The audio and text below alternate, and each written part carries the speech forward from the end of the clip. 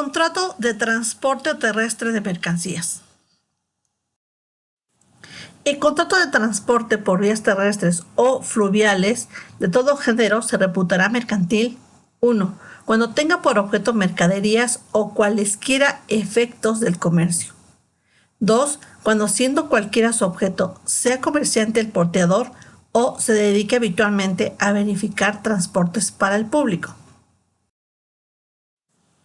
Las partes que intervienen en el contrato terrestre de mercancías son cargador, quien es la persona que se encarga de entregar las mercancías al porteador. El porteador es la empresa transportista que realiza el traslado de mercancías de un lugar a otro, y el consignatario será la persona que recibirá las mercancías.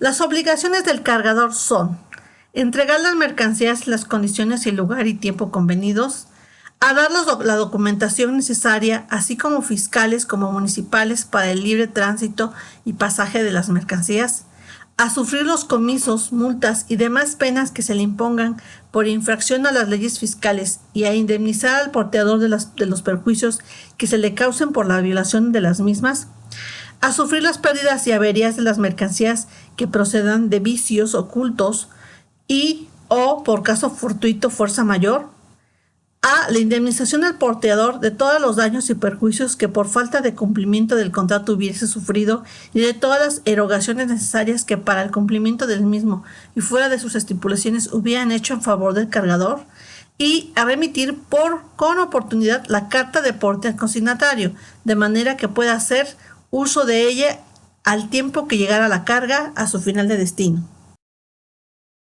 Obligaciones del porteador: a recibir las mercancías en el tiempo y lugar convenidos, a emprender y concluir el viaje dentro del plazo estipulado precisamente por el camino que señala el contrato, a verificar el viaje desde luego si no hay término ajustado, a cuidar y conservar las mercancías bajo su exclusiva responsabilidad desde que las reciba hasta que las entregue a satisfacción del consignatario, a entregar las mercancías al tenedor de la carta de porte o de la orden respectiva en defecto de ella, y a pagar en caso de retardo que le sea imputable la indemnización convenida si no se ha estipulado el perjuicio que haya causado al cargador, deduciéndose en uno y otro caso el monto respectivo del precio del transporte. Obligaciones del consignatario: a recibir las mercancías sin demora siempre que lo permita su estado y que tenga las condiciones expresadas en la carta de porte, a abrir y reconocer los bultos que contengan las mercancías en el acto de su recepción cuando lo solicite el porteador, a devolver la carta de porte o a otorgar en su defecto el recibo a que se refiere el artículo 583, a pagar al porteador así el porte como los demás gastos sin perjuicio de las reclamaciones que hiciere, a ejercer dentro de 24 horas desde la recepción de las mercancías los derechos que competan contra el porteador, a cumplir con las órdenes del cargador dándole cuenta sin pérdida de tiempo.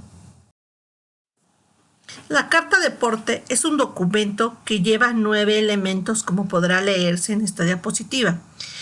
Estos elementos se escriben en un formato que lleva el mismo nombre, carta de porte, y que se utiliza con doble fin, ya que también se utiliza como factura. En pantalla tenemos un ejemplo de una carta de porte. Como podrá verse y leerse, dice en el encabezado factura y carta de porte, ya que los mismos elementos de una factura son los mismos de una carta de porte. Es decir, este documento tiene efectos mercantiles y también fiscales. Cuando se trata del transporte de personas, los empresarios transportistas o porteadores están obligados a expedir a los pasajeros billetes de asiento, lo que comúnmente conocemos como ticket de a bordo o boleto de a bordo. A continuación tenemos en pantalla un ejemplo de un contrato de transporte terrestre de mercancías. Como todos los contratos civiles y mercantiles, llevan un encabezado y un proemio. En este vamos a encontrar la descripción de los datos generales de las partes que intervienen. En este ejemplo, intervienen dos empresas que son persona moral. Por una parte tenemos Autolíneas de Carga Tehuacán S.A.D.C.B., que fungirá como porteador, y Proveedora Diesel de México S.A.D.C.B. como cargador. Ambas empresas representadas por sus respectivos representantes legales.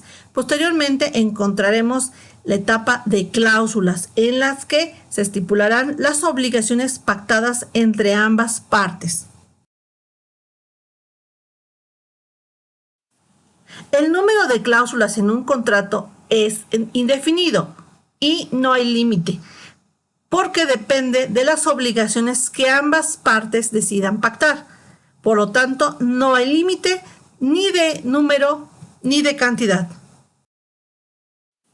Como todos los contratos mercantiles, se cierra con una frase o texto al final. En este caso dice: conformes firman el presente contrato el licenciado Alfredo Duarte Verduzco en su carácter de gerente general de la empresa Autolíneas Carga Tehuacán S.A.D.C.B. y el licenciado Jorge Román Fuentes, representante legal de la empresa proveedora Diesel México S.A.D.C.B.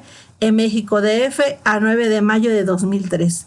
Posteriormente tenemos la firma de las partes que intervienen, cargador y porteador, y los testigos que dan fe de la celebración de este contrato.